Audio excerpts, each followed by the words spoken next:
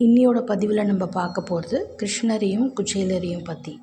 கிருஷ்ணரோட friend பேர் வந்து குச்சேலர். அவர் வந்து ரொம்ப பரம ஏழையாக இருந்தவர். கிருஷ்ணர்னால் நமக்கே தெரியும்ல, அவர் பரமாத்மா, பரம்பொருள், எவ்வளோ பணக்காரர், எல்லா செல்வங்களுக்கும் அதிபதி கிருஷ்ணர். இந்த கிருஷ்ணர் குச்சேலரும் சின்ன பால்ய வயசு சிநேகிதம் ரெண்டு பேருமே சின்ன வயசுலேருந்தே ஃப்ரெண்ட்ஸாக இருந்திருந்தவங்க.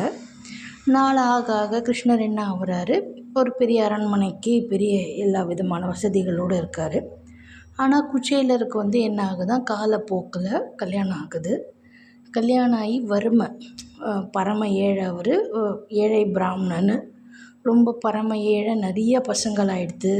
அவரால் அவங்களுக்கு சாப்பாடு கூட சரியாக கொடுக்க முடியாத நிலைமை.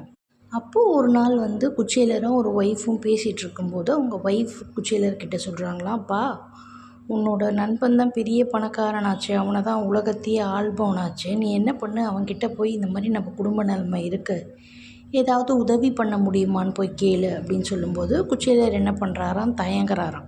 என்னதான் இருந்தாலும் ஃப்ரெண்டுக்கிட்ட போய் எனக்கு கஷ்டம், நான் எப்படி நிற்கிறது அப்படின்னு தயங்கும்போது அவங்க ஒய்ஃப் சொல்கிறாங்களாம், இல்லை நீ போ அப்படின்னு சொல்லி அனுப்பும்போது, ஒருத்தவங்க வீட்டுக்கு போகும்போது அப்படியே போக மாட்டோம்ல, ஏதாச்சும் வாங்கிட்டு போவோம். அவர்கிட்ட பணம் கிடையாது வாங்கிட்டு போகிறதுக்கு. அதனால் அவர் என்ன பண்ணுறாராம், அவங்க வீட்டில் ஒரே ஒரு புடி அவுல் தான் இருக்குமா.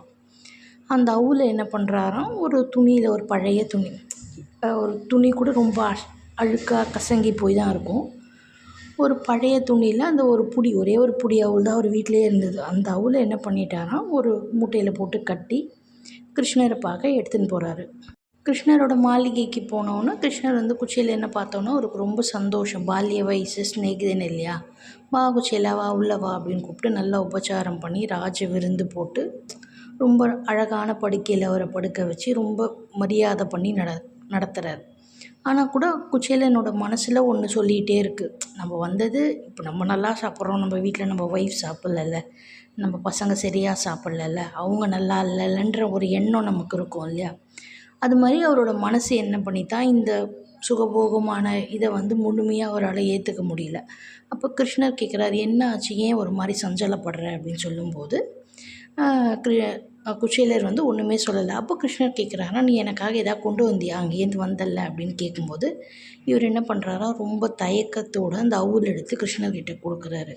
இந்த அவுலை பார்த்தோன்னா கிருஷ்ணருக்கு ரொம்ப சந்தோஷமாகி ஒரு பிடி அவுல் எடுத்து, அந்த ஒரு பிடியில் ஒன்று எடுத்து வாயில் போடும்போது அவங்களோட வீடு மாறுது, குச்சேலரோட வீடு. அப்படி சாப்பிட சாப்பிட அவருக்கு அவ்வளோ சகல சௌபாகியமும் வந்துடுது. குச்சேலர் திருப்பி வீட்டுக்கு போகும்போது அது குச்சேலரோட வீடா, அவங்க ஒய்ஃபா அப்படின்னு அவருக்கே அடையாளம் தெரியலையாம். அதுதான் ஒரு உண்மையான